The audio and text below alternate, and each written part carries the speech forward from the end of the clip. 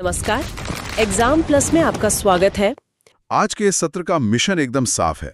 संसद से जुड़ा कोई भी तथ्य, कोई भी कॉन्सेप्ट छूटने ना पाए। और इस जटिल विषय को बिल्कुल पानी की तरह साफ करने के लिए हमेशा की तरह हमारे साथ विशेषज्ञ मौजूद हैं। धन्यवाद। जो संविधान की बारीकियों को इतने आसान, तार्किक और दिलचस्प तरीके से समझाती हैं कि एक बार सुनने के बाद परीक्षा में प्रश्न गलत होने का सवाल ही पैदा नहीं होता। सभी प्रतियोगी छात्रों और उम्मीदवारों को मेरा भी नमस्कार। तो चलिए सीधे मुद्दे पर आते हैं। संविधान की किताबों में संसद की बहुत सी परिभाषाएं हैं, लेकिन एक प्रतियोगी छात्र को इसे सबसे सरल तरीके से कैसे समझना चाहिए? आखिर ये संसद या पार्लियामेंट असल में क्या है? देखिए, संसद को अगर हम किताबी भाषा से बाहर निकालकर एक व्यवहारिक और बहुत ही सरल भाषा में समझें तो ये देश की सर्वोच्च कानून बनाने वाली संस्था है। मतलब सबसे बड़ी अथॉरिटी? बिल्कुल। इसे एक बड़े परिवार के उदाहरण से समझा जा सकता है।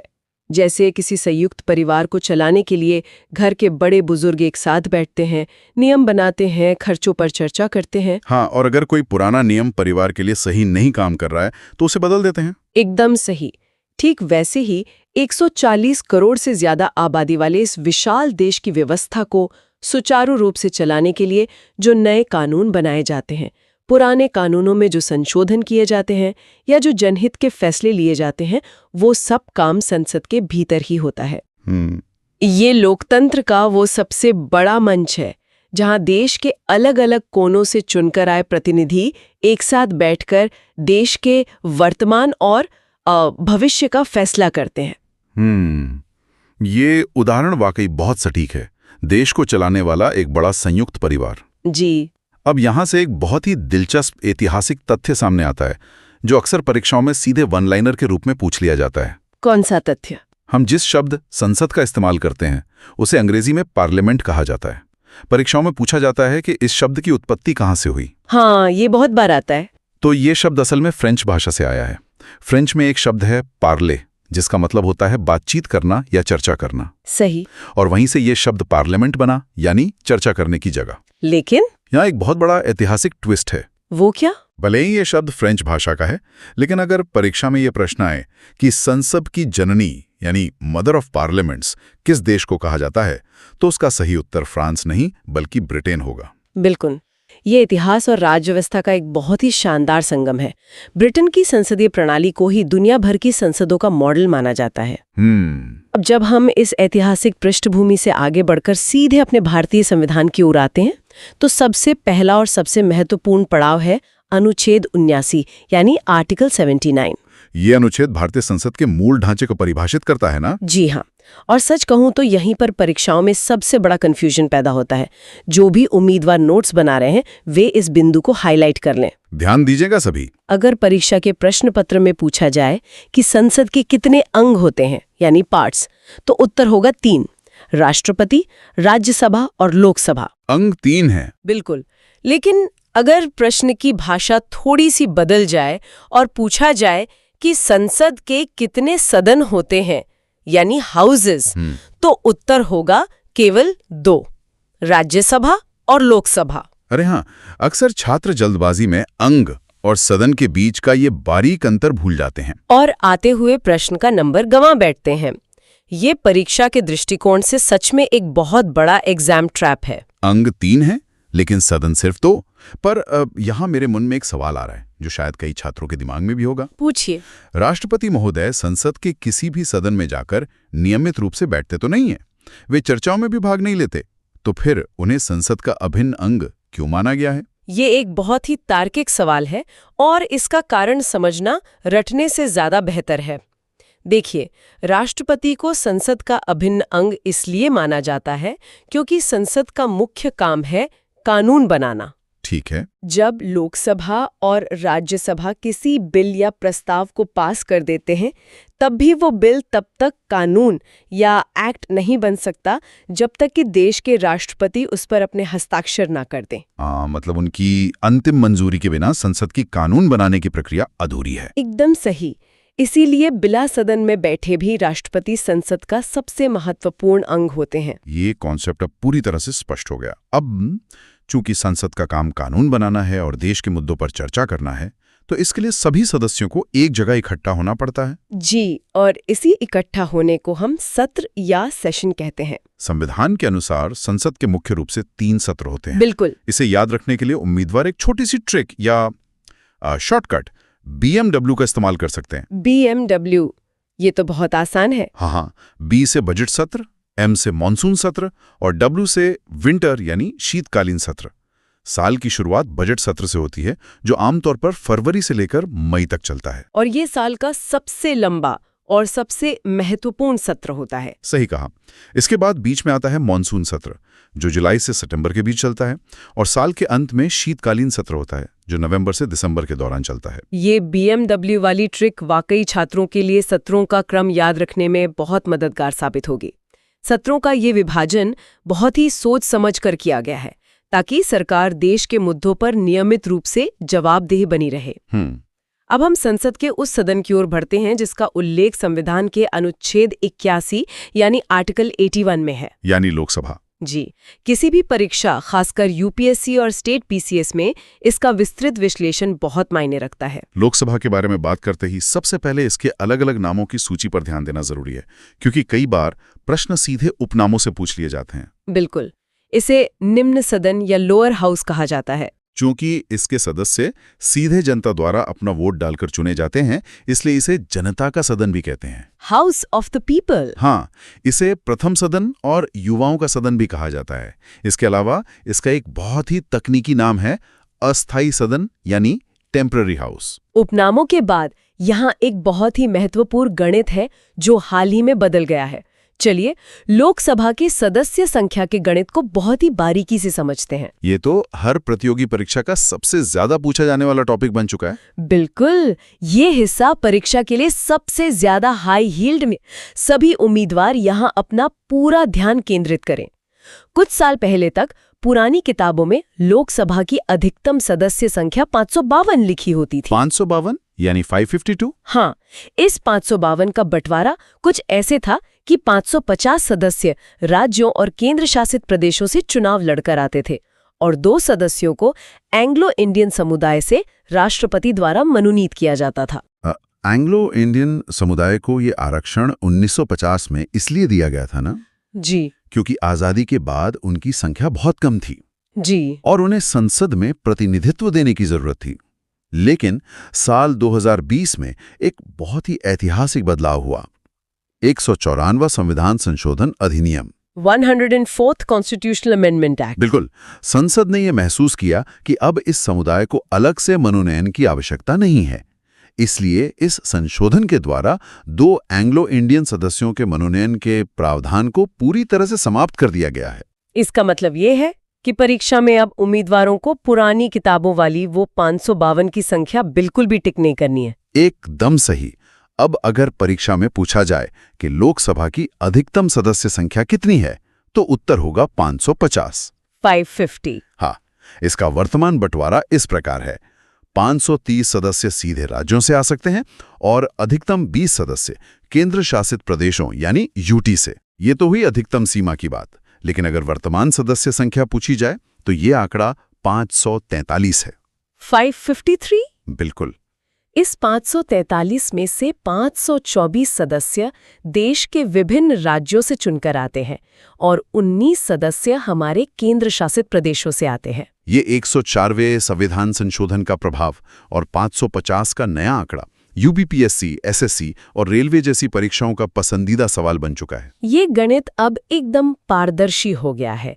550 अधिकतम और 543 वर्तमान। जी, अब अगर लोकसभा के कार्यकाल और योग्यताओं की बात करें तो इसका सामान्य कार्यकाल 5 वर्ष का होता है।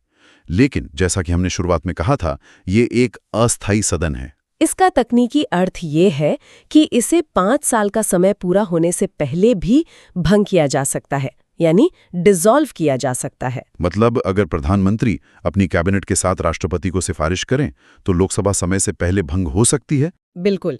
इसके अलावा इसके चुनाव जनता द्वारा प्रत्यक्ष रूप से होते हैं।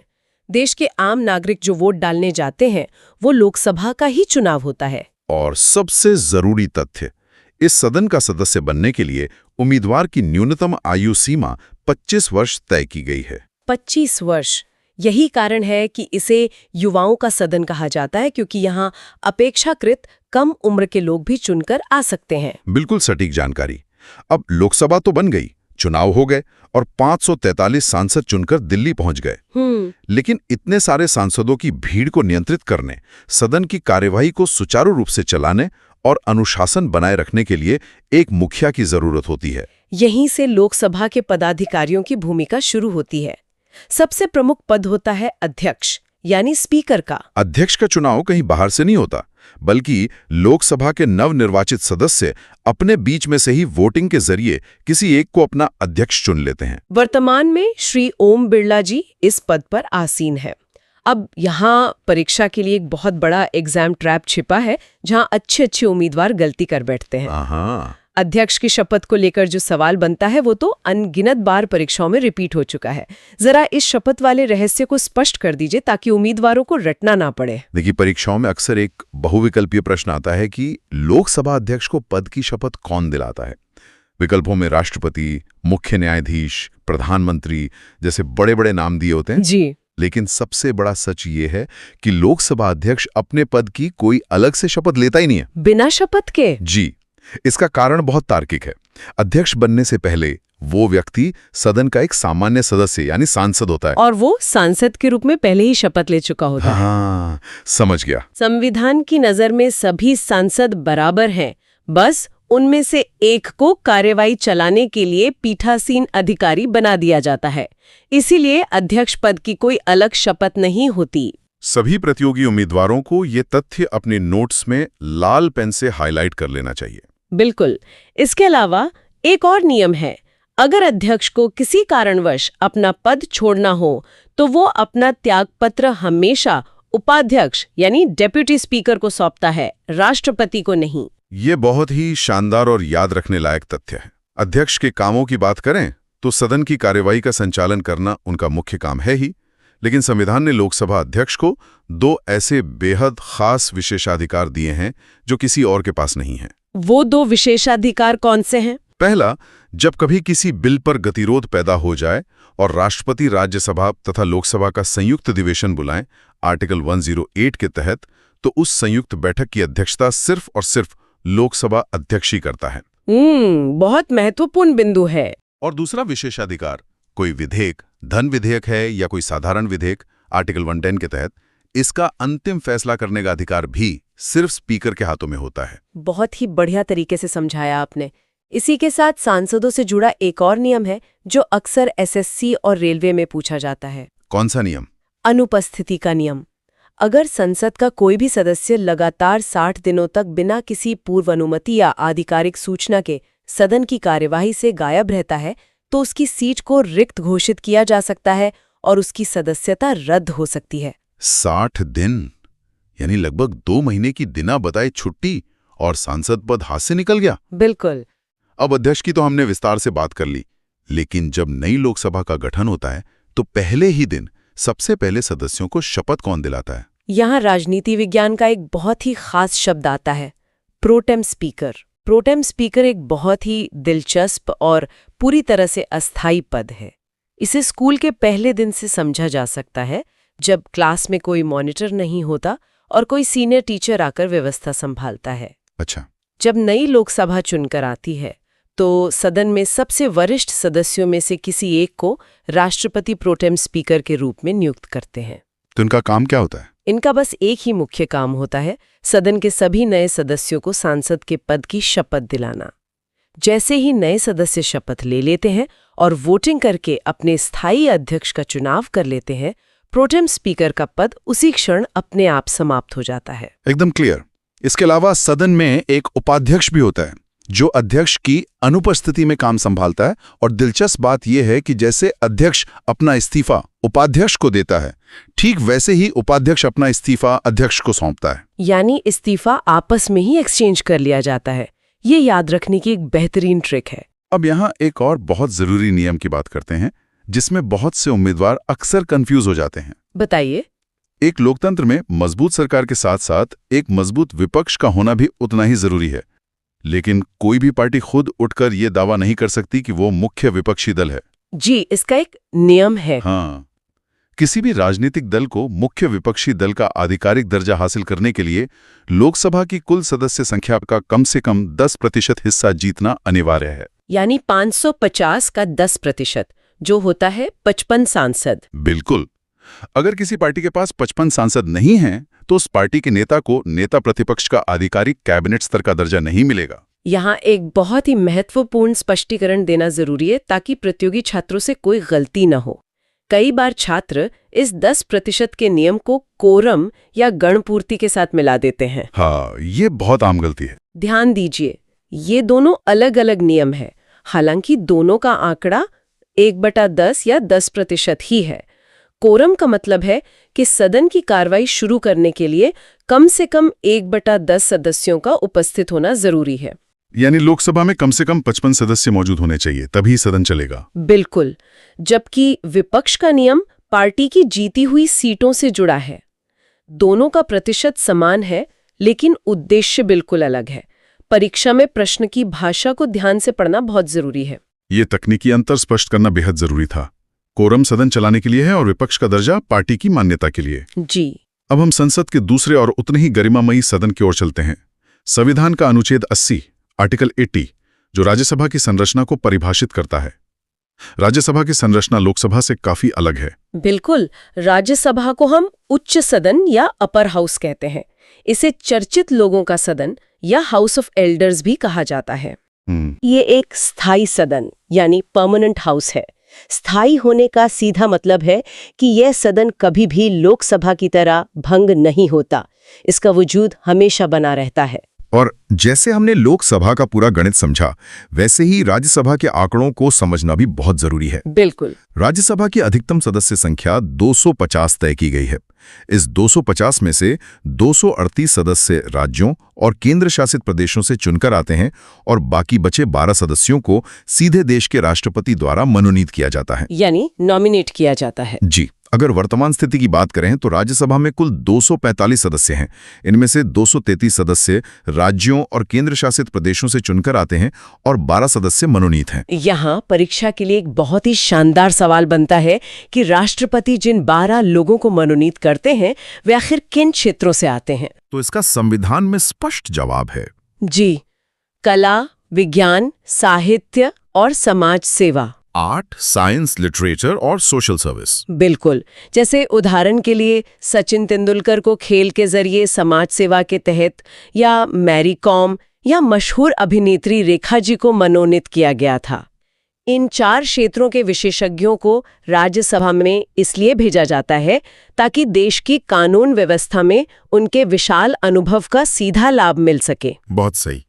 एक और डेटा जो आजकल यूपीपीएससी और अन्य लोक सेवा आयोगों की परीक्षाओं में काफी गहराई से पूछा जा रहा है, वो है केंद्र शासित प्रदेशों का प्रतिनिधित्व। ये बहुत ही दिलचस्प है क्योंकि सभी केंद्र शासित प्रदेश राज्यसभा में नहीं जाते। हाँ। वर्तमान में हमारे केवल 3 केंद्र शासित प्रदेशों से कुल 8 सदस्य राज्यसभा में आते हैं। इसका सटीक गणित कुछ इस प्रकार है: जम्मू कश्मीर से 4 सदस्य, दिल्ली से 3 सदस्य और पुदुचेरी से 1 सदस्य। कुल मिलाकर हो गए 8 सदस्य। और बाकी का क्या? बाकी के जो केंद्र शासित प्रदेश हैं, जैसे अंडमान निकोबार या लक्षद्वीप, उनकी जनसंख्या इतनी कम है कि वहां से राज्यसभा के लिए कोई सीट नहीं बनती। एकदम सही। अब बात करते हैं राज्यसभा की कार्यप्रणाली और योग्यताओं की। ये लोकसभा से बिल्कुल विपरीत हैं। राज्यसभा का चुनाव अप्रत्यक्ष यानी इनडायरेक्ट होता है। मतलब देश की आम जनता इसमें सीधे वोट नहीं डालती। बिल्कुल नहीं। तो फिर इन्हें चुनता कौन है?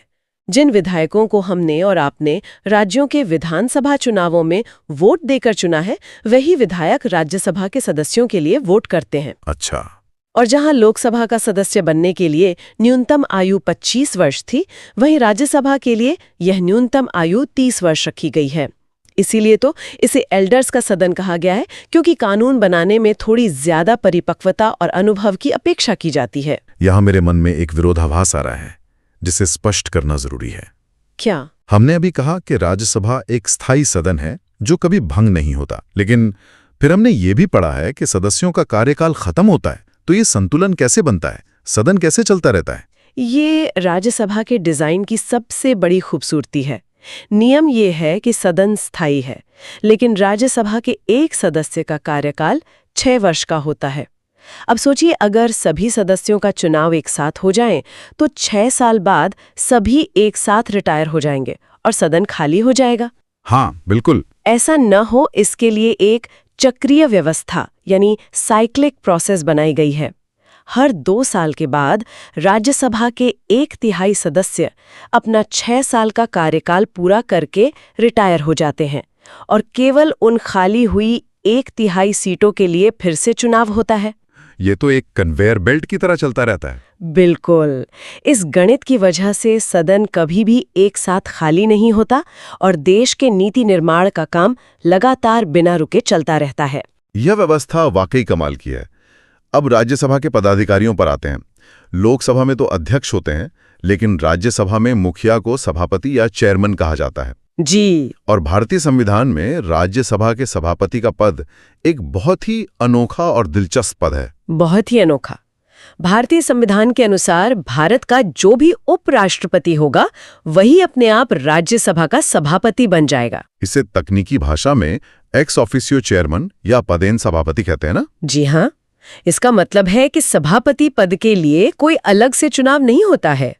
जो भी व्यक्ति उपराष्ट्रपति का चुनाव जीतता है, राज्यसभा के अध्यक्षता की जिम्मेदारी उसे एक अतिरिक्त कार्य के रूप में मिल जाती है। वर्तमान में भारत के उपराष्ट्रपति श्री जगदीप धनखड़ जी हैं, इसलिए वे ही राज्यसभा के सभापति भी हैं। इसमें एक और विशेष तथ्य ये है जो अक्सर कथन और कारण वाले सवालों में आता है। चूंकि सभापति तो भारत का उपराष्ट्रपति है, इसलिए वो संसद के किसी भी सदन का सदस्य नहीं होता है। बिल्कुल। वो बिना सदन का सदस्य हुए उसकी अध्यक्षता करता है। और अगर त्यागपत्र देने की बात आए तो ये बहुत महत्वपूर्ण है। सभापति, जो कि उपराष्ट्रपति हैं, अपना त्यागपत्र राज्यसभा को नहीं बल्कि हमेशा भारत के राष्ट्रपति को सौंपता है। बिल्कुल। और अध्यक्ष उपाध्यक्ष की तरह ही राज्यसभा में भी एक उपसभापति या डेप्यूटी चेयरमैन होता है। उपसभापति का चुनाव राज्यसभा के सदस्य अपने ही बीच में से करते हैं। वर्तमान में हरिवंश नारायण सिंह जी राज्यसभा के उपसभापति हैं। और अगर उपसभापति को कभी इस्तीफा देना हो तो वो अपना इस्तीफा सभापति को देता है। एकदम सही। तो दोनों सदनों के पदाधिकारियों का ढांचा, उनके चुनाव की प्रक्रिया और उनके त्यागपत्र सौंपने के नियमों में जो ये छोटे-छोटे अंतर हैं, अक्सर वहीं से परीक्षा में सबसे ट्रिकी प्रश्न बनते हैं। आज के सत्र में हमने अनुच्छेद 79, 80 और 81 को पूरी गहराई से समझा है। जी। चलिए मेमोरी को रिफ्रेश करने के लिए बहुत ही तेजी से हाई यील्ड तथ्यों का एक क्विक रिवीजन कर लेते हैं ताकि सब कुछ दिमाग में प्रिंट हो जाए। बिल्कुल, शुरू कीजिए। नंबर 1, संसद के 3 अंग हैं, राष्ट्रपति, लोकसभा, राज्यसभा, लेकिन सदन केवल 2 हैं।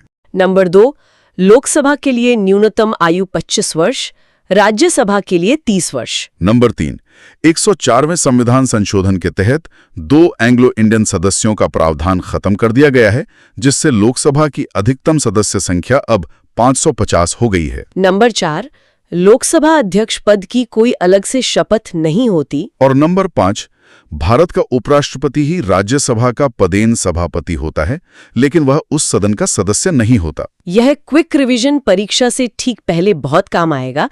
इन कॉन्सेप्ट्स को समझने के बाद मुझे नहीं लगता कि इन अनुच्छेदों से कोई भी प्रश्न उम्मीदवारों की पहुंच से बाहर जाएगा। बिल्कुल। सभी उम्मीदवारों की मेहनत, धैर्य और लगन की हम सराहना करते हैं। जिस तरह से एक-एक नंबर के लिए दिन रात एक करके तैयारी की जा रही है, वो निश्चित रूप से सफलता के द्वार खोलेगी। बस इसी ऊर्जा और आत्मविश्वास के साथ अपनी पढ़ाई जारी रखिए। तो आज हमारी इस चर्चा की जो शुरुआत है वो भारत के राष्ट्रपति के पद से होगी। और हम विशेष रूप से संविधान के अनुच्छेद 52 से लेकर 61 तक का एकदम स्टेप बाय स्टेप और क्रमबद्ध तरीके से विश्लेषण करेंगे। अनुच्छेद 52 से 61 तक राष्ट्रपति के पद का जो विवरण मिलता है, उसकी पहली ही पंक्ति ये स्थापित करती है कि राष्ट्रपति भारत का प्रथम नागरिक होता है। बिल्कुल, फर्स्ट सिटीजन ऑफ इंडिया। और वो पूरे देश का संवैधानिक प्रधान है। लेकिन देखिए, यहीं पर एक ऐसा सिद्धांत छिपा है जो अक्सर विद्यार्थियों के लिए भ्रम का कारण बन जाता है। हाँ, ये बहुत बड़ा एग्जाम पॉइंट है। संविधान के अनुसार तो भारतीय संघ की पूरी कार्यपालिका शक्ति राष्ट्रपति में निहित होती है, लेकिन व्यवहार में स्थिति थोड़ी भिन्न होती है। ये एक बहुत ही महत्वपूर्ण बिंदु है और परीक्षा के दृष्टिकोण से इसे समझना अत्यंत आवश्यक है। इस विषय को क्लियर करने के लिए छात्रों को नाम मात्र के प्रमुख और वास्तविक प्रमुख के बीच का अंतर स्पष्ट होना चाहिए। यानी नॉमिनल हेड और रियल हेड के बीच का फर्क। एकदम सही। ये सच है कि देश के सारे शासकीय कार्य राष्ट्रपति के नाम से ही किए जाते हैं, परंतु वे केवल एक नाम मात्र के कार्यपालिका प्रमुख होते हैं। और जो वास्तविक प्रमुख हैं? वास्तविक प्रमुख प्रधानमंत्री होते हैं, जिनके नेतृत्व में मंत्रिपरिषद कार्य करती है। तो परीक्षा में जब भी छात्रों से पूछा जाए कि देश का संवैधानिक प्रधान कौन है, तो उत्तर निश्चित रूप से राष्ट्रपति होगा। लेकिन अगर प्रश्न में वास्तविक प्रधान या रियल हेड पूछ लिया जाए, तो उत्तर प्रधानमंत्री होगा। इसमें बिल्कुल कंफ्यूज नहीं होना है। सिद्धांत और व्यवहार का यही अंतर है, इस पूरे विषय की असली धुरी है। खैर, अब यहाँ से चर्चा को उस दिशा में ले चलते हैं जो और भी अधिक रोचक है, चुनाव प्रक्रिया की तरफ। राष्ट्रपति का चुनाव एक विशेष निर्वाचक मंडल द्वारा किया जाता है, और इस निर्वाचक मंडल में मुख्य रूप से 2 समूह शामिल होते हैं। सही कहा।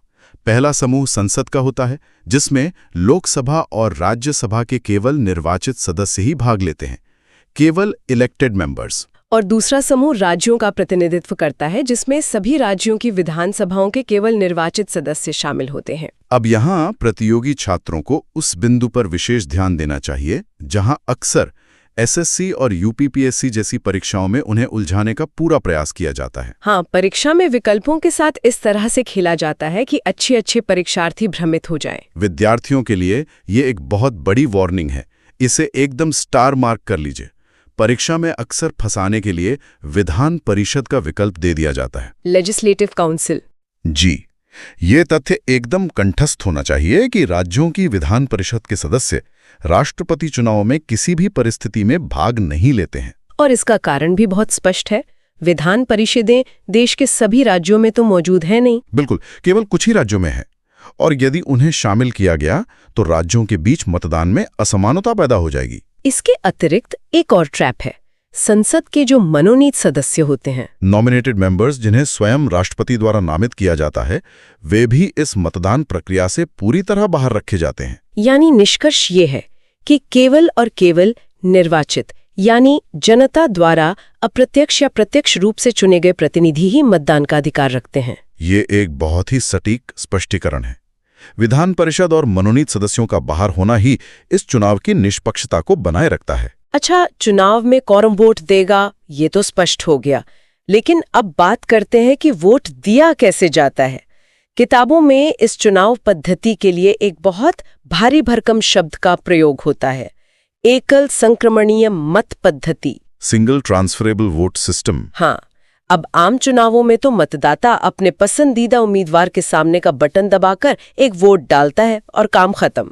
लेकिन राष्ट्रपति चुनाव की प्रक्रिया इससे बिल्कुल अलग है। यहाँ मतदाता को अपना एक ही वोट देना होता है, परंतु उसे उम्मीदवारों के प्रति अपनी पसंद का क्रम या प्राथमिकता बतानी होती है। चुनाव जीतने के बाद राष्ट्रपति का कार्यकाल 5 वर्ष का होता है। अब यहाँ एक और महत्वपूर्ण सवाल ये उठता है कि क्या भारत में कोई व्यक्ति एक बार राष्ट्रपति बनने के बाद दोबारा इस पद पर आसीन हो सकता है? मतलब जैसे अमेरिका में होता है कि अधिकतम 2 बार का कार्यकाल निर्धारित है। हाँ, क्या वैसा ही कोई नियम भारत में भी है? भारत के संविधान के मामले में स्थिति बहुत लचीली है। भारतीय संविधान में किसी व्यक्ति के राष्ट्रपति बनने की कोई अधिकतम सीमा तय नहीं की गई है। मतलब एक व्यक्ति कितनी भी बार इस पद के लिए चुना जा सकता है? बिल्कुल।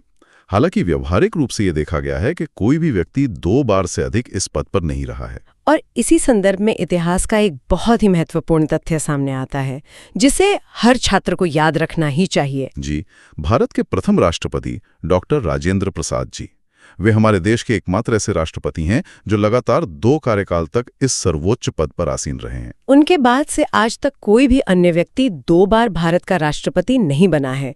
यह एक तरह से स्थापित राजनीतिक परंपरा बन चुकी है। ये स्पष्ट करता है कि हमारा संविधान कितना व्यापक है। चलिए अब आगे बढ़ते हैं और उन योग्यताओं पर चर्चा करते हैं जो किसी व्यक्ति को भारत का राष्ट्रपति बनने के योग्य बनाती है। संविधान के अनुच्छेद 58 में इन योग्यताओं का एकदम स्पष्ट वर्णन किया गया है। इन योग्यताओं में सबसे पहली शर्त तो यही है कि व्यक्ति भारत का नागरिक हो। दूसरी शर्त आयु से संबंधित है, जिसमें न्यूनतम आयु 35 वर्ष होनी चाहिए, 35 ईयर्स। तीसरी शर्त ये है कि उम्मीदवार केंद्र या राज्य सरकार के अधीन किसी लाभ के पद पर ना हो, ऑफिस ऑफ प्रॉफिट। और चौथी शर्त यह है कि उसमें लोकसभा का सदस्य बनने की योग्यता होनी चाहिए। यहाँ जो आयु सीमा वाला बिंदु है ना, वो अक्सर परीक्षाओं में भ्रम पैदा करने के लिए उपयोग किया जाता है। हाँ, एग्जामिनर का फेवरेट सवाल है। देखिए विद्यार्थियों, पंचायत चुनावों के लिए न्यूनतम आयु 21 वर्ष है, लोकसभा के लिए 25 वर्ष है, राज्यसभा के लिए 30 वर्ष है, और राष्ट्रपति या राज्यपाल बनने के लिए न्यूनतम आयु 35 वर्ष निर्धारित है।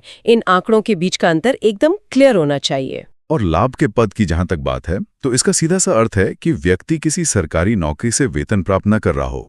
लेकिन इसमें भी एक अपवाद है जो परीक्षा में पूछा जा सकता है। बिल्कुल, वर्तमान राष्ट्रपति, उपराष्ट्रपति, राज्यों के राज्यपाल और केंद्र या राज्य के मंत्रियों के पद को लाभ का पद नहीं माना जाता है। यानी वे अपने पद पर रहते हुए भी राष्ट्रपति का चुनाव आराम से लड़ सकते हैं। जी हाँ। अच्छा, इन योग्यताओं की सूची को देखकर एक सामान्य सा प्रश्न उठ सकता है कि यदि शर्तें केवल इतनी ही है तो 35 वर्ष की आयु पूरा करने वाला कोई भी भारतीय नागरिक चुनाव में क्यों नहीं खड़ा हो जाता? मतलब हर गली मोहल्ले से लोग पर्चा क्यों नहीं भर देते? बिल्कुल, इसका उत्तर चुनाव की आवेदन प्रक्रिया में छिपा है, जो बहुत ही कठोर है। संविधान निर्माताओं ने इस सर्वोच्च पद की गरिमा को बनाए रखने के लिए एक बहुत मजबूत फिल्टर की व्यवस्था की है। कोई भी आम व्यक्ति केवल अखबारों में नाम छपवाने के लिए इस चुनाव में खड़ा नहीं हो सकता। मंडल के कम से कम 50 सदस्यों द्वारा किया जाए, जिन्हें प्रस्तावक या प्रपोजर्स कहा जाता है। और सिर्फ इतना ही नहीं, इसके साथ ही अलग से 50 अन्य सदस्यों द्वारा उस प्रस्ताव का समर्थन या अनुमोदन किया जाना चाहिए, जिन्हें सेकेंडर्स कहते हैं। इसका सीधा सा अर्थ ये है कि चुनाव का पर्चा भरने से पहले ही किसी भी उम्मीदवार को कम से कम 100 सांसदों या विधायकों का समर्थन प्राप्त होना चाहिए। ये कोई छोटी मोटी बात तो है नहीं। इसके साथ ही एक आर्थिक शर्त भी जुड़ी हुई है। चुनाव लड़ने वाले प्रत्येक उम्मीदवार को भारतीय रिजर्व बैंक में 15,000 रुपए की जमानत राशि जमा करनी पड़ती है। Security deposit. जी, और ये जमानत राशि केवल एक औपचारिकता नहीं है। यदि चुनाव संपन्न होने के बाद किसी उम्मीदवार को डाले गए कुल वैध मतों का 1/6 यानी 1/6 भाग प्राप्त नहीं होता है तो ये 15,000 रुपए की जमानत राशि जब्त कर ली जाती है, जिसे आम भाषा में जमानत जब्त होना कहते हैं। इसी कठोर प्रक्रिया के कारण केवल वही उम्मीदवार इस चुनाव में उतरते हैं जो मुख्यधारा की राजनीति से जुड़े होते हैं और जिनके पास वास्तविक समर्थन होता है। चुनाव प्रक्रिया और योग्यताओं को अच्छी तरह समझने के बाद अब उस क्षण की ओर बढ़ते हैं जब नवनिर्वाचित राष्ट्रपति अपना कार्यभार संभालते हैं, यानी शपथ ग्रहण समारोह, ओथ सेरेमनी। देश के सबसे बड़े संवैधानिक पद पर बैठने वाले व्यक्ति को पद और गोपनीयता की शपथ दिलाना भी एक अत्यंत महत्वपूर्ण कार्य है। ये जिम्मेदारी भारत के सर्वोच्च न्यायालय के मुख्य न्यायाधीश निभाते हैं। CJI, chief justice of India, राष्ट्रपति और न्यायपालिका के बीच एक बहुत ही सुंदर संतुलन है। मुख्य न्यायाधीश द्वारा शपथ दिलाया जाना संविधान की सर्वोच्चता को दर्शाता है। और परीक्षाओं में अक्सर ये प्रश्न भी घुमाकर पूछा जाता है कि यदि किसी कारणवश मुख्य न्यायाधीश अनुपस्थित हो या पद रिक्त हो, तब यह जिम्मेदारी कौन निभाएगा? ऐसी स्थिति में सर्वोच्च न्यायालय के जो भी वरिष्ठतम न्यायाधीश उस समय उपलब्ध होते हैं, वे ही नवनिर्वाचित राष्ट्रपति को शपथ दिलाते हैं। शपथ ग्रहण के बाद अब हम चर्चा के उस हिस्से पर आते हैं जो बहुत गंभीर है और हर परीक्षा के लिए एक हॉट टॉपिक माना जाता है। आप अनुच्छेद 61 की बात कर रही हैं? बिल्कुल, संविधान का अनुच्छेद 61 जो राष्ट्रपति पर महाभियोग चलाने की प्रक्रिया का प्रावधान करता है। महाभियोग यानी इम्पीचमेंट, देश के सर्वोच्च नागरिक को उनके पद से हटाने की प्रक्रिया। ये प्रक्रिया इतनी आसान नहीं है छात्रों, इसे बहुत ध्यान से समझिए। इसका केवल एक ही आधार संविधान में बताया गया है और वो है संविधान का अतिक्रमण या वायलेशन ऑफ द कॉन्स्टिट्यूशन। इस प्रक्रिया के विभिन्न चरणों को समझना बहुत जरूरी है, क्योंकि कई बार परीक्षाओं में इन चरणों को सही क्रम में व्यवस्थित करने के लिए भी कह दिया जाता है। महाभियोग का प्रस्ताव संसद के किसी भी सदन से शुरू किया जा सकता है, चाहे वो लोकसभा हो या राज्यसभा। लेकिन इसे शुरू करने की शर्तें बहुत सख्त रखी गई हैं। जिस भी सदन में इसे पेश किया जाना है, उस सदन के कम से कम 25% यानी 1/4 सदस्यों के हस्ताक्षर उस प्रस्ताव पर होने अनिवार्य हैं। बिना 1/4 समर्थन के तो प्रस्ताव सदन में पेश ही नहीं हो सकता। और प्रस्ताव पेश करने से पहले न्याय का एक बहुत ही बेसिक प्राकृतिक सिद्धांत भी अपनाया जाता है। हाँ, जिस राष्ट्रपति पर महाभियोग लगाया जा रहा है, उन्हें अपना पक्ष रखने और अपनी तैयारी करने का पूरा अवसर दिया जाता है। इसके लिए ये प्रस्ताव पेश करने से ठीक 14 दिन पहले राष्ट्रपति को एक लिखित सूचना देनी अनिवार्य होती है। 14 दिन का ये नोटिस पीरियड एक बहुत ही महत्वपूर्ण संवैधानिक आवश्यकता है, इसे नोट कर लें। और 14 दिन की सूचना और 25% सदस्यों के शुरुआती समर्थन के बाद असली चुनौती वोटिंग के समय आती है। प्रस्ताव को पारित करने के लिए विशेष बहुमत की आवश्यकता होती है, स्पेशल मेजॉरिटी। यहाँ विशेष बहुमत का अर्थ है कि सदन की कुल सदस्य संख्या का कम से कम 2/3 बहुमत, टोटल मेंबरशिप का 2/3। जब एक सदन इसे 2/3 बहुमत से पारित कर देता है, तब यह दूसरे सदन में जाता है। और फिर दूसरा सदन उन आरोपों की जांच करता है। यदि दूसरा सदन भी अपनी कुल सदस्य संख्या के 2/3 बहुमत से इस प्रस्ताव को पारित कर दे, केवल तभी राष्ट्रपति को उनके पद से हटाया जा सकता है। यह प्रक्रिया इतनी जटिल और कठिन है कि भारतीय इतिहास में आज तक किसी भी राष्ट्रपति पर महाभियोग नहीं लगाया गया है। महाभियोग की यह जटिलता ही दरअसल इस सर्वोच्च पद की स्वतंत्रता को सुनिश्चित करती है। चुनाव से लेकर महाभियोग तक के इस पूरे सफर को समझने के बाद अब राष्ट्रपति के अधिकारों और शक्तियों पर चर्चा करना भी तो आवश्यक है। बिल्कुल। संविधान ने राष्ट्रपति को अनेक प्रकार की शक्तियां प्रदान की हैं। विद्यार्थियों को इन्हें याद रखने के लिए अलग अलग श्रेणियों में बांट लेना चाहिए। ये सबसे उपयुक्त तरीका है। इनमें मुख्य रूप से नियुक्ति संबंधी शक्तियां, विधायी शक्तियां और राजनयिक शक्तियां शामिल हैं। तो सबसे पहले नियुक्ति संबंधी शक्तियों को देखते हैं, अपॉइंटमेंट्स। राष्ट्रपति के हस्ताक्षर से ही देश के सबसे महत्वपूर्ण पदों पर नियुक्तियां होती हैं।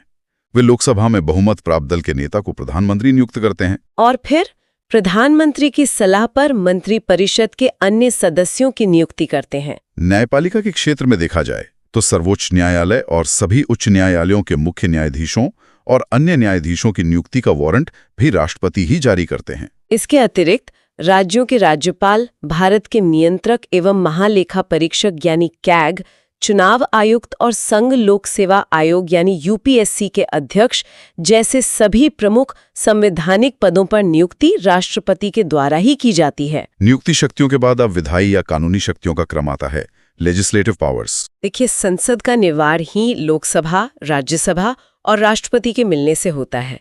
बिना राष्ट्रपति के संसद का अस्तित्व पूरा नहीं होता। संसद के दोनों सदन चाहे किसी विधेयक पर कितनी भी चर्चा कर लें या उसे पारित कर लें, लेकिन वो विधेयक तब तक देश का कानून नहीं बन सकता जब तक उस पर राष्ट्रपति के हस्ताक्षर न हो जाएं।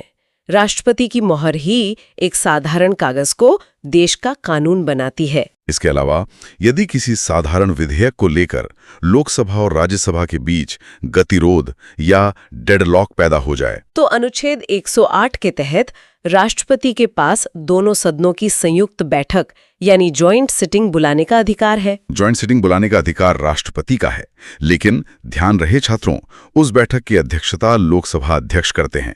ये तथ्य भी परीक्षाओं में बार बार फंसाने के लिए पूछा जाता है। विधायी शक्तियों के अंतर्गत एक और ऐसा क्षेत्र है जहां से प्रश्न बहुत घुमाकर पूछे जाते हैं। कुछ विशेष प्रकार के विधेयक ऐसे होते हैं जिन्हें संसद में पेश करने से पहले ही राष्ट्रपति की पूर्व सहमति लेना अनिवार्य होता है, प्रायर रिकमेंडेशन। ये एक बहुत ही दिलचस्प और महत्वपूर्ण प्रावधान है, यानी बिल पेश करने से पहले ही राष्ट्रपति की अनुमति लेनी होती है। इनमें सबसे प्रमुख है धन विधेयक या मनी बिल। धन विधेयक को हमेशा राष्ट्रपति की पूर्व अनुमति के बाद ही और केवल लोकसभा में पेश किया जाता है। दूसरा महत्वपूर्ण मामला तब आता है जब देश के नक्शे में कोई भौगोलिक परिवर्तन करना हो, जैसे किसी नए राज्य का निर्माण करना, वर्तमान राज्य की सीमा में परिवर्तन करना या किसी राज्य का नाम बदलना हो। ऐसे विधेयक भी राष्ट्रपति की सिफारिश के बाद ही संसद में लाए जाते हैं।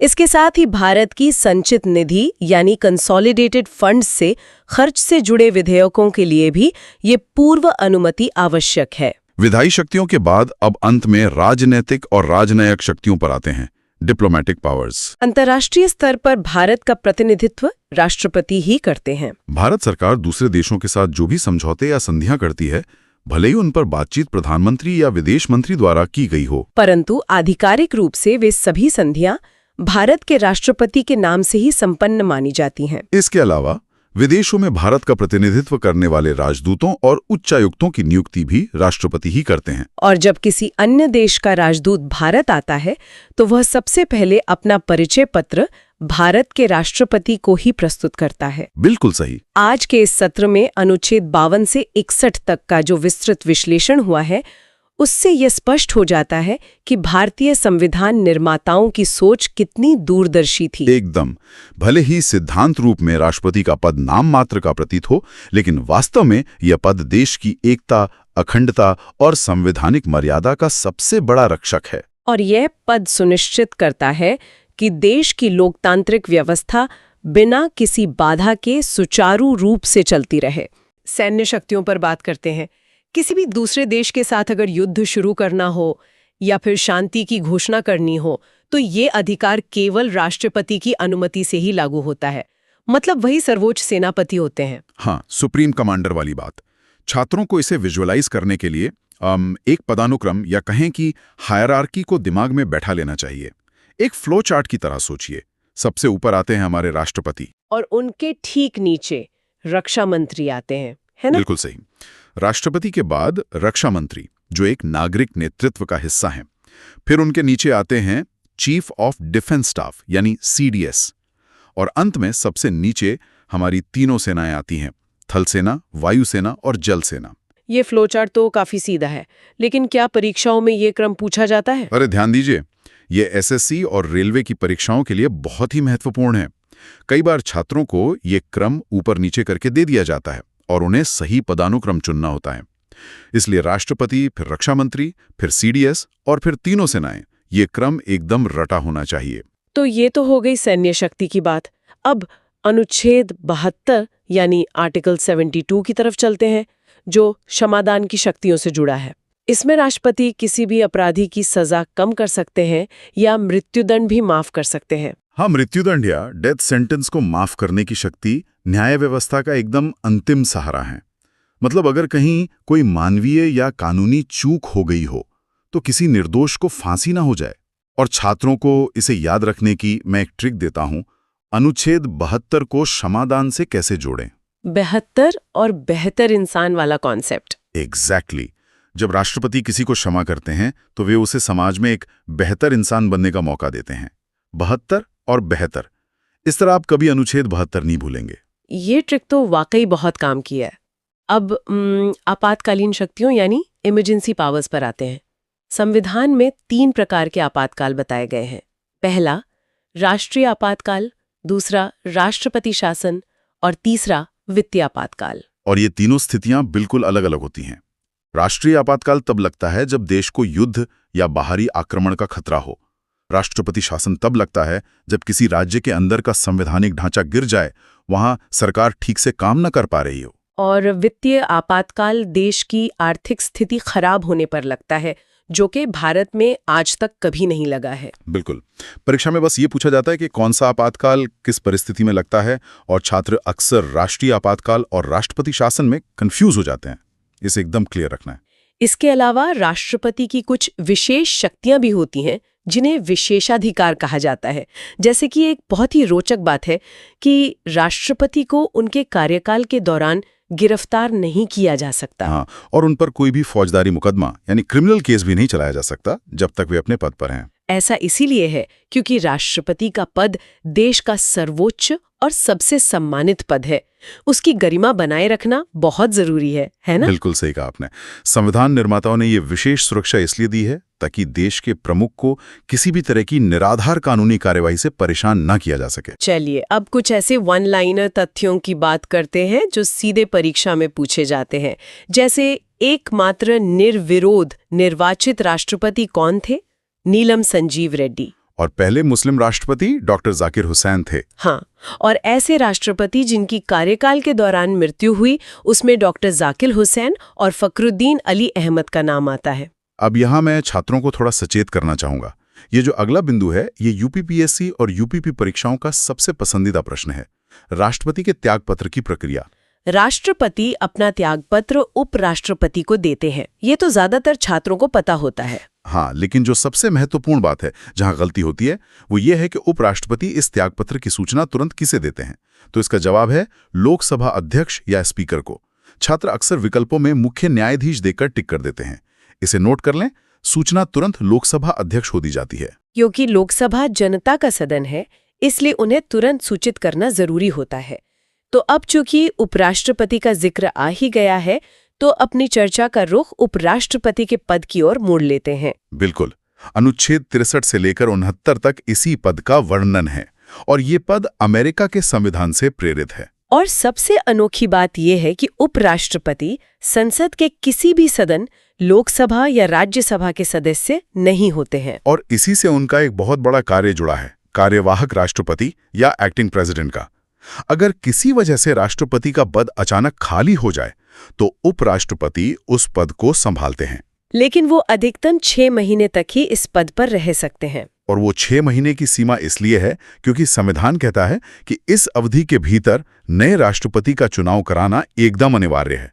हम बिना स्थायी राष्ट्रपति के लंबे समय तक नहीं रह सकते। अब अगर योग्यताओं की बात करें, एलिजिबिलिटी की, तो न्यूनतम आयु 35 वर्ष होनी चाहिए और उम्मीदवार राज्यसभा का सदस्य निर्वाचित होने के योग्य होना चाहिए। सिर्फ योग्य होना काफी नहीं है, चुनाव की कुछ शर्तें भी हैं। 15,000 रुपए की जमानत राशि जमा करनी होती है, और सबसे बड़ी शर्त यह है कि चुनाव के लिए 20 प्रस्तावक और 20 अनुमोदक होने चाहिए। 20 प्रस्तावक और अनुमोदक, मतलब टोटल 40 सांसदों का समर्थन तो पहले ही चाहिए। बिल्कुल। और ये इसलिए है ताकि केवल गंभीर उम्मीदवार ही चुनाव लड़ सकें। पहले क्या होता था कि कोई भी प्रचार पाने के लिए पर्चा भर देता था, तो ये एक तरह का फिल्टर है। ये फिल्टर तो जरूरी भी है। अब निर्वाचन की प्रक्रिया पर आते हैं। उपराष्ट्रपति का चुनाव संसद के दोनों सदनों यानी लोकसभा और राज्यसभा के सभी सदस्यों द्वारा होता है। यहाँ सभी सदस्यों पर मैं जोर देना चाहूंगा, निर्वाचित भी और मनोनीत भी। और जिस पद्धति से चुनाव होता है उसे एकल संक्रमणीय मत पद्धति कहते हैं। सिंगल ट्रांसफरेबल वोट, ये नाम सुनने में थोड़ा भारी लगता है, लेकिन इसका सीधा सा मतलब है कि सांसद सिर्फ एक व्यक्ति को वोट नहीं देते, बल्कि अपनी पसंद की रैंकिंग देते हैं, 1, 2, 3। बिल्कुल सही समझाया आपने। अगर पहली पसंद वाले को वोट कम मिलते हैं तो उसके वोट दूसरी पसंद वाले को ट्रांसफर हो जाते हैं, और चुनाव जीतने के बाद कार्यकाल 5 वर्ष का होता है और शपथ भारत के राष्ट्रपति दिलाते हैं। अब आते हैं सबसे महत्वपूर्ण हिस्से पर, पद से हटाने की प्रक्रिया। छात्रों, इसे मोस्ट इंपॉर्टेंट मार्क कर लीजिए। उपराष्ट्रपति को हटाने का प्रस्ताव सबसे पहले केवल राज्यसभा में ही पेश किया जा सकता है, लोकसभा में नहीं। और प्रस्ताव पर राज्यसभा के कम से कम 1/4 सदस्यों के हस्ताक्षर होने चाहिए, और 14 दिन पहले सूचना देना भी अनिवार्य है। और जब राज्यसभा इसे प्रभावी बहुमत से पारित कर दे और लोकसभा अपनी साधारण सहमति दे दे, तब उन्हें पद से हटाया जा सकता है। और अगर उन्हें खुद त्यागपत्र देना हो तो वे अपना त्यागपत्र राष्ट्रपति को देते हैं। जरा सोचिए, राष्ट्रपति अपना इस्तीफा उपराष्ट्रपति को देते हैं और उपराष्ट्रपति अपना इस्तीफा राष्ट्रपति को देते हैं। भारतीय संविधान निर्माताओं ने सत्ता के संतुलन को कितनी बारीकी से गढ़ा है, इस पर विचार जरूर कीजिएगा।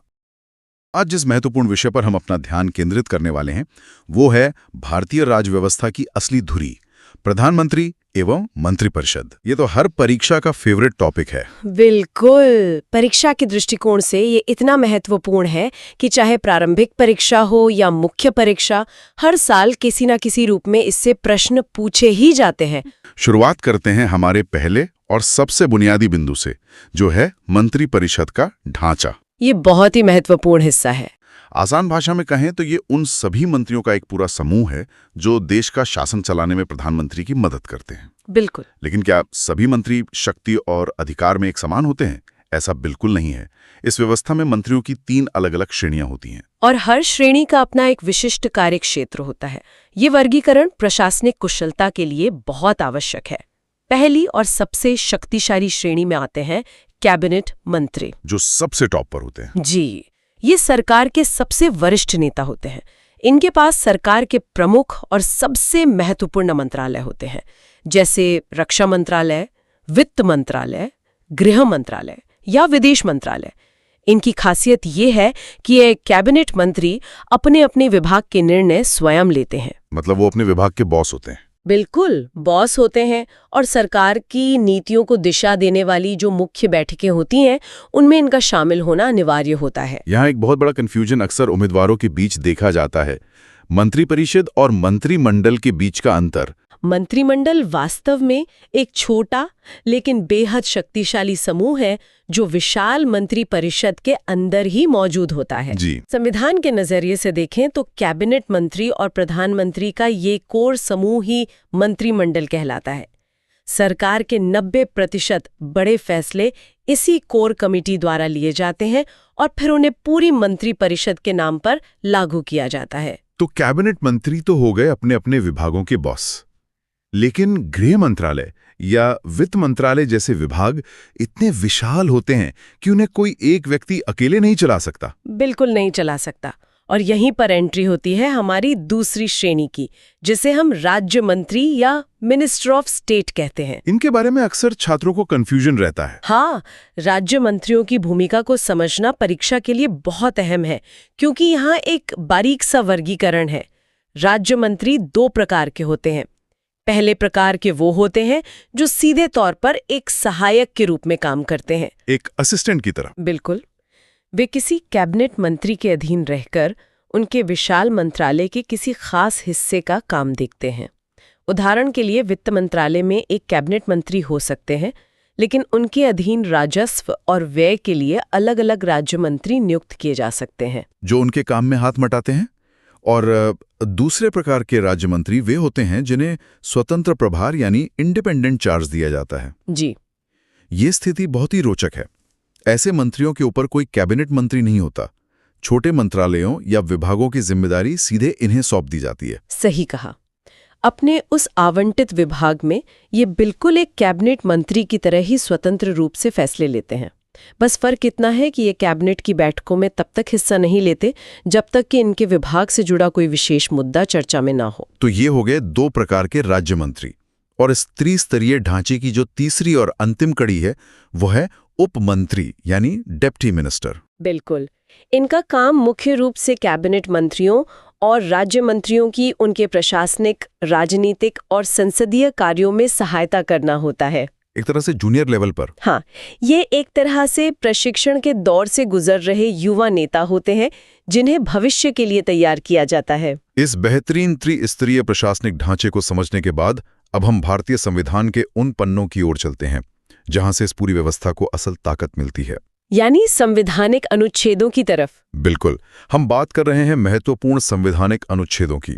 टीचिंग एग्जाम्स, यूपीपीएससी और एसएससी जैसी परीक्षाओं के लिए ये हिस्सा सीधे तौर पर नंबर दिलाने वाला है। हमारे दस्तावेजों में 2 बहुत ही महत्वपूर्ण अनुच्छेदों का विस्तार से जिक्र है, अनुच्छेद 74 और अनुच्छेद 75। ये दोनों ही बहुत क्रूशियल हैं। शुरुआत अनुच्छेद 74 से करते हैं। यह अनुच्छेद स्पष्ट करता है कि भारत के राष्ट्रपति के पास अपनी कोई वास्तविक कार्यकारी शक्ति नहीं है। राष्ट्रपति को उनके कार्यों में सलाह देने के लिए एक मंत्रिमंडल होगी जिसका मुखिया प्रधानमंत्री होगा। यहाँ सबसे दिलचस्प बात यह है कि अनुच्छेद 75 इस पूरी व्यवस्था की नींव रखता है। अनुच्छेद 75 नियुक्ति की प्रक्रिया को स्पष्ट करता है। ये कैसे काम करता है? इसके तहत सबसे पहले राष्ट्रपति द्वारा प्रधानमंत्री की नियुक्ति की जाती है। उम्मीदवारों को यह ध्यान रखना चाहिए कि प्रधानमंत्री का चुनाव नहीं होता बल्कि नियुक्ति होती है। हाँ, चुनाव तो सांसदों का होता है। बिल्कुल। जिस दल के पास लोकसभा में बहुमत होता है, राष्ट्रपति उसी दल के नेता को प्रधानमंत्री नियुक्त करते हैं।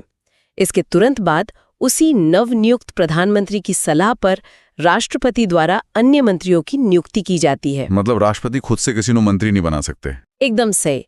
इसका सीधा सा अर्थ ये है कि राष्ट्रपति अपनी मर्जी से किसी भी सांसद को मंत्री नहीं बना सकते, उन्हें 100% प्रधानमंत्री की सलाह माननी ही होती है। ध्यान दीजिए, ये परीक्षा के लिए बहुत महत्वपूर्ण है। यहीं से एक और नियम निकल कर आता है जो अक्सर परीक्षाओं का ऑल टाइम फेवरेट सवाल रहता है। इसे 15% का नियम कहते हैं। ये तो हर दूसरे साल पूछा जाता है। बिल्कुल। एक समय था जब प्रधानमंत्री अपनी सरकार बचाने के लिए या सहयोगियों को खुश करने के लिए जंबो कैबिनेट बनाते थे। 70-80 मंत्रियों की फौज खड़ी कर दी जाती थी, जिससे सरकारी खजाने पर भारी बोझ पड़ता था। इसी दल बदल और पद के लालच को रोकने के लिए 91st कॉन्स्टिट्यूशन अमेंडमेंट एक्ट 2003 लाया गया। और इस संशोधन ने भारतीय राजनीति की दिशा ही बदल दी। इस नियम के अनुसार मंत्रिपरिषद में मंत्रियों की कुल संख्या, जिसमें प्रधानमंत्री भी शामिल है, लोकसभा की कुल सदस्य संख्या के 15% से अधिक नहीं हो सकती। ये पॉइंट नोट करने वाला है। हाँ, उम्मीदवारों को यहाँ एक बात बहुत गहराई से याद रखनी चाहिए कि परीक्षा में अक्सर विकल्प के तौर पर संसद की कुल संख्या लिखा होता है, जो कि गलत है। ये 15% केवल और केवल लोकसभा की सदस्य संख्या का है, संसद के दोनों सदनों का मिलाकर नहीं। ये एक बहुत ही सख्त संवैधानिक सीमा है जिसे कोई भी सरकार पार नहीं कर सकती। ढांचे, अनुच्छेदों और संख्या बल की सीमाओं को समझने के बाद अब हम राज्य व्यवस्था के सबसे गहरे और वैचारिक हिस्से की ओर बढ़ते हैं। ये ऐसा हिस्सा है जो न सिर्फ प्रारंभिक परीक्षा के वन लाइनर्स में आता है, बल्कि यूपीपीएससी और अन्य राज्य स्तरीय मुख्य परीक्षाओं में उत्तर लेखन के लिए भी बहुत काम का है। आप उत्तरदायित्व और डोमिनो इफेक्ट की बात कर रहे हैं। बिल्कुल, हम बात कर रहे हैं उत्तरदायित्व यानी अकाउंटेबिलिटी, मंत्रियों की योग्यताएं और उस विशेष प्रभाव की जिसे हम डोमिनो इफेक्ट कह सकते हैं। उत्तरदायित्व की जब बात आती है तो संसदीय लोकतंत्र में दो बहुत ही स्पष्ट और अलग-अलग सिद्धांत काम करते हैं। पहला है सामूहिक उत्तरदायित्व और दूसरा है व्यक्तिगत उत्तरदायित्व। दोनों सुनने में एक जैसे लगते हैं, पर हैं बहुत अलग। हाँ, बहुत अलग हैं। अनुच्छेद 75(3) स्पष्ट रूप से कहता है कि मंत्रिपरिषद सामूहिक रूप से लोकसभा के प्रति उत्तरदायी होगी। इसका मतलब है कि पूरी सरकार एक टीम की तरह काम करती है। एक मंत्री का फैसला पूरी सरकार का फैसला माना जाता है। अगर एक ने गलती की तो सब फंसेंगे। सही कहा। अगर लोकसभा में सरकार के किसी एक फैसले के खिलाफ अविश्वास प्रस्ताव पारित हो जाए तो पूरी की पूरी मंत्रिपरिषद को इस्तीफा देना पड़ता है। इस सिद्धांत को एक मुहावरे से समझा जा सकता है, वे एक साथ तैरते हैं और एक साथ डूबते हैं। ये सामूहिक जिम्मेदारी की बात हुई, लेकिन व्यक्तिगत उत्तरदायित्व का कॉन्सेप्ट इससे बिल्कुल अलग है। व्यक्तिगत रूप से हर एक मंत्री राष्ट्रपति के प्रति उत्तरदायी होता है। इसका व्यावहारिक मतलब ये है कि मंत्री तब तक ही अपने पद पर बना रह सकता है जब तक राष्ट्रपति की इच्छा हो। इसलिए असल में इसका अर्थ ये है कि अगर प्रधानमंत्री किसी मंत्री के काम से खुश नहीं है तो वे उसे इस्तीफा देने के लिए कह सकते हैं। बिल्कुल, और अगर मंत्री मना कर दे तो प्रधानमंत्री सीधे राष्ट्रपति को सलाह देकर उस मंत्री को बर्खास्त करवा सकते हैं। ये पावर डायनामिक समझना बहुत जरूरी है। बिल्कुल, ये अंतर प्रतियोगी परीक्षाओं के लिए बहुत स्पष्ट होना चाहिए।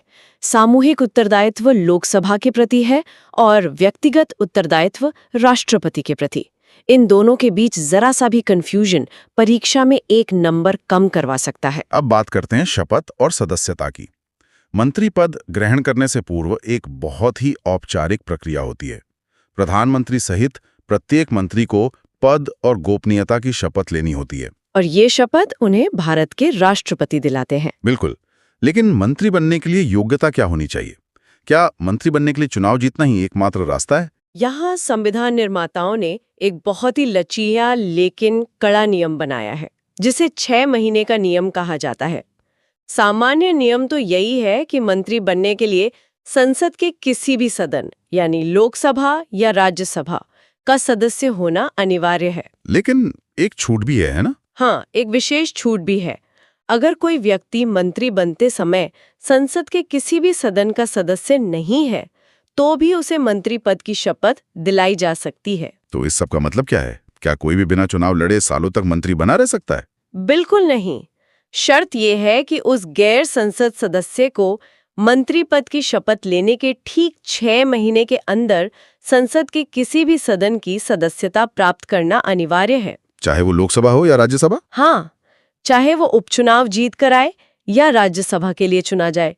अगर वे 6 महीने की तय सीमा में संसद के सदस्य नहीं बन पाते हैं तो 6 महीने पूरे होते ही उन्हें अपना मंत्री पद अनिवार्य रूप से छोड़ना पड़ेगा। इस पूरी व्यवस्था को गहराई से देखने पर एक बात साफ हो जाती है कि प्रधानमंत्री इस पूरे सिस्टम की धुरी हैं। इसी शक्ति को हम डोमिनो इफेक्ट के नाम से समझ सकते हैं। डोमिनो इफेक्ट का मतलब है कि जब एक ब्लॉक गिरता है तो उसके धक्के से बाकी सारे ब्लॉक अपने आप गिर जाते हैं। हमारी राज व्यवस्था में प्रधानमंत्री वो पहला ब्लॉक है। ये तुलना बहुत ही सटीक है। यदि किसी भी कारण से प्रधानमंत्री अपना त्यागपत्र दे दे या किसी दुर्भाग्यपूर्ण स्थिति में उनकी मृत्यु हो जाए तो मंत्री परिषद स्वयं ही विघटित हो जाती है, यानी पूरी सरकार उसी क्षण भंग हो जाती है। बिल्कुल, किसी अन्य मंत्री के इस्तीफे से या मृत्यु से सिर्फ एक पद खाली होता है जिसे प्रधानमंत्री किसी और को सौंप सकते हैं। लेकिन प्रधानमंत्री के पद से हटते ही पूरी कैबिनेट और मंत्री परिषद खत्म हो जाती है। ये सच में एक बहुत बड़ी पावर है। हाँ, ये नियम स्पष्ट करता है कि प्रधानमंत्री केवल मंत्रियों के समूह में समान लोगों में प्रथम ही नहीं है, बल्कि वे उस पूरे समूह के अस्तित्व का आधार है। प्रधानमंत्री की इस विशाल भूमिका और शक्ति को देखते हुए ये समझना भी जरूरी है कि वे किन-किन राष्ट्रीय स्तर की महत्वपूर्ण संस्थाओं के प्रमुख होते हैं। परीक्षाओं में अक्सर ऐसे प्रश्न आते हैं। बिल्कुल, अक्सर पूछा जाता है कि इनमें से किस निकाय के अध्यक्ष प्रधानमंत्री होते हैं। प्रमुख परिषदों की सूची में शामिल हैं नीति आयोग, जो देश की आर्थिक नीतियों को दिशा देता है, राष्ट्रीय विकास परिषद, राष्ट्रीय एकता परिषद, अंतर्राज्यीय परिषद और राष्ट्रीय जल संसाधन परिषद। इन सभी नामों को अलग-अलग रटने के बजाय मैं प्रतियोगी छात्रों को इसके पीछे का लॉजिक समझाना चाहूंगी, ताकि वे परीक्षा में आसानी से सही विकल्प चुन सकें। लॉजिक समझना हमेशा रटने से बेहतर होता है। बिल्कुल। अगर आप इन सभी संस्थाओं के कार्यों पर गौर करें तो इनमें एक स्पष्ट पैटर्न नजर आता है। ये सभी संस्थाएं पूरे देश के समग्र विकास, बड़े पैमाने पर संसाधनों के बंटवारे और केंद्र और राज्यों के बीच आपसी समन्वय बनाए रखने से जुड़ी हैं। जैसे नीति आयोग। हाँ, नीति आयोग राष्ट्रीय नीतियां बनाता है। राष्ट्रीय एकता और अंतर्राज्यीय परिषदें राज्यों और केंद्र को एक साथ बांध कर रखती हैं। तो इसके पीछे का मुख्य कारण यही है। जी, चूंकि इन कार्यों में पूरे देश की राजनीतिक और आर्थिक इच्छा शक्ति की आवश्यकता होती है, इसलिए देश के विकास और राज्यों के बीच सामंजस्य बैठाने वाले ऐसे प्रमुख निकायों का मुखिया हमेशा प्रधानमंत्री ही होता है। लॉजिक से जोड़ने पर चीजें सच में लंबे समय तक याद रहती हैं। अब हम इस गहन चर्चा के उस हिस्से की ओर बढ़ रहे हैं जिसका उम्मीदवारों को हमेशा इंतजार रहता है। यह है हमारा रैपिड फायर विश्लेषण। ये हमेशा मजेदार होता है। बिल्कुल, लेकिन हम सिर्फ तथ्यों की सूची नहीं पढ़ेंगे, बल्कि इन परीक्षा उपयोगी वन लाइनर्स को भारतीय राजनीतिक इतिहास के परिप्रेक्ष्य में देखेंगे। शुरुआत आयु सीमा से करते हैं। प्रधानमंत्री या लोकसभा का कोई भी मंत्री बनने के लिए न्यूनतम आयु 25 वर्ष तय की गई है, क्योंकि लोकसभा चुनाव लड़ने की न्यूनतम आयु यही है। और राज्यसभा के लिए? वहीं अगर कोई राज्यसभा के रास्ते मंत्री बनता है तो उसकी न्यूनतम आयु 30 वर्ष होनी चाहिए। कार्यकाल के मोर्चे पर भारतीय राजनीति में हमें दो बिल्कुल अलग अलग छोर देखने को मिलते हैं। एक तरफ हैं स्वतंत्र भारत के पहले प्रधानमंत्री पंडित जवाहरलाल नेहरू। उनका कार्यकाल लगातार 16 वर्ष 9 महीने और 12 दिन का रहा। ये अब तक का सबसे लंबा कार्यकाल है, जो आजादी के बाद की प्रारंभिक स्थिरता को दर्शाता है। और इसके ठीक विपरीत 90 के दशक की गठबंधन राजनीति की अस्थिरता का दौर आता है। सबसे छोटे कार्यकाल का रिकॉर्ड अटल बिहारी वाजपेयी जी के नाम है। हाँ, 1996 में उनका पहला कार्यकाल महज 13 दिन का था, क्योंकि वे लोकसभा में बहुमत साबित नहीं कर पाए थे। ये दोनों ही एक्सट्रीम्स परीक्षा के दृष्टिकोण से बहुत महत्वपूर्ण है। राजनीति के इस इतिहास में कुछ ऐसे अनोखे तथ्य भी हैं जो उम्मीदवारों को हमेशा हैरान करते हैं। उदाहरण के तौर पर चौधरी चरण सिंह देश के इकलौते ऐसे प्रधानमंत्री रहे जो अपने कार्यकाल के दौरान कभी लोकसभा के सत्र में उपस्थित नहीं हुए। ये बहुत ही रोचक तथ्य है। उससे ठीक पहले ही उनके सहयोगी दल ने समर्थन वापस ले लिया और उन्हें इस्तीफा देना पड़ा। इसी तरह का एक और ऐतिहासिक मोड़ विश्वनाथ प्रताप सिंह यानी वीपी सिंह के कार्यकाल में आया। वीपी सिंह भारत के प्रथम ऐसे प्रधानमंत्री थे जो संसद में अपना विश्वास मत प्राप्त करने में असफल रहे थे, जिसे हम ट्रस्ट वोट कहते हैं। बिल्कुल। यह वह दौर था जब एक पार्टी के प्रभुत्व का अंत हो रहा था और गठबंधन सरकारों की जटिल राजनीति शुरू हो रही थी, जहां सामूहिक उत्तरदायित्व साबित करना हर दिन एक चुनौती होती थी। आयु के मामले में भी बहुत बड़ा विरोधाभास देखने को मिलता है। हमारे देश में सबसे अधिक उम्र में प्रधानमंत्री बनने का रिकॉर्ड मोरारजी देसाई के नाम है, जो 81 वर्ष की आयु में इस पद पर पहुंचे थे। और दूसरी ओर सबसे कम उम्र में प्रधानमंत्री का पद संभालने वाले व्यक्ति राजीव गांधी थे, जिन्होंने 40 वर्ष की आयु में देश की बागडोर संभाली थी। मोरारजी देसाई के नाम एक और महत्वपूर्ण प्रथम तथ्य जुड़ा हुआ है। जी, आजादी के बाद लगातार कांग्रेस पार्टी का शासन रहा, लेकिन 1977 में भारत के प्रथम गैर कांग्रेसी प्रधानमंत्री के रूप में मोरारजी देसाई ने शपथ ली। इसी तरह देश के प्रथम सिख प्रधानमंत्री होने का ऐतिहासिक गौरव डॉक्टर मनमोहन सिंह को प्राप्त है। ये सभी प्रथम वाले तथ्य एसएससी और रेलवे की परीक्षाओं में सीधे पूछे जाते हैं। बिल्कुल पूछे जाते हैं। अंत में एक बहुत ही संवेदनशील लेकिन राजनीतिक अस्थिरता के लिहाज से महत्वपूर्ण तथ्य है, ऐसे कौन से प्रधानमंत्री हैं जिनकी मृत्यु उनके कार्यकाल के दौरान ही हो गई थी? हमारे इतिहास में 3 ऐसे नाम हैं। पंडित जवाहरलाल नेहरू, लाल बहादुर शास्त्री और श्रीमती इंदिरा गांधी। और जब ऐसा होता है तो डोमिनो इफेक्ट काम करता है। एकदम सही। जब भी कार्यकाल के दौरान किसी प्रधानमंत्री का निधन होता है तो डोमिनो इफेक्ट के कारण पूरी सरकार तुरंत भंग हो जाती है और एक गहरा राजनीतिक शून्य पैदा हो जाता है, जिसे भरने के लिए तुरंत नए सिरे से नियुक्ति प्रक्रिया शुरू करनी पड़ती है। ये एक बहुत ही गंभीर स्थिति होती है। मैं सभी उम्मीदवारों को यही सलाह दूंगी कि जब आप इन वन लाइनर्स को पढ़ें तो उन्हें सिर्फ रटने के बजाय उनके पीछे की कहानी और उस दौर के राजनीतिक माहौल को समझने की कोशिश करें। ये बहुत जरूरी है। जब आप वीपी सिंह के विश्वास मत हारने को सामूहिक उत्तरदायित्व के सिद्धांत से जोड़कर देखेंगे तो ये जानकारी हमेशा के लिए आपके दिमाग में दर्ज हो जाएगी। ये बहुत ही शानदार सलाह है। तो चलिए आज की इस व्यापक मास्टर क्लास को समेटते हुए एक त्वरित सारांश यानी क्विक रिकैप कर लेते हैं। बिल्कुल। आज हमने मंत्रिपरिषद के त्रिस्तरीय ढांचे को बारीकी से समझा, जिसमें फैसले लेने वाले कैबिनेट मंत्री, सहायक राज्य मंत्री और उप मंत्री शामिल होते हैं। हमने अनुच्छेद 74 की बाध्यता और अनुच्छेद 75 की नियुक्ति प्रक्रिया की ताकत को देखा। इसके साथ ही हमने 91वें संशोधन से आए 15% वाले बेहद महत्वपूर्ण नियम को जाना। हमने सामूहिक व व्यक्तिगत उत्तरदायित्व के बीच की उस बारीक अंतर को डिकोड किया जो अक्सर परीक्षा में उलझाता है। हाँ, हमने डोमिनो इफेक्ट के जरिए प्रधानमंत्री की असली शक्ति को पहचाना और नीति आयोग जैसी प्रमुख परिषदों के पीछे का लॉजिक समझा। और अंत में हमने भारतीय राजनीति के इतिहास के पन्नों से कुछ सबसे महत्वपूर्ण तथ्यों का विश्लेषण किया। यह सचमुच एक बहुत ही समग्र और गहरी चर्चा रही। इतने विस्तार से इन नियमों और अनुच्छेदों को समझने के बाद मुझे पूरी उम्मीद है कि अब किसी भी प्रतियोगी परीक्षा में यहाँ से आने वाला कोई भी प्रश्न हमारे श्रोताओं से छूटेगा नहीं। निश्चित रूप से। आज की इस ज्ञानवर्धक यात्रा को यहीं विराम देते हैं। अगर ये वीडियो पसंद आया हो तो लाइक और शेयर जरूर करें और चैनल पे नए हो तो एग्जाम प्लस को सब्सक्राइब जरूर करें। जय हिंद।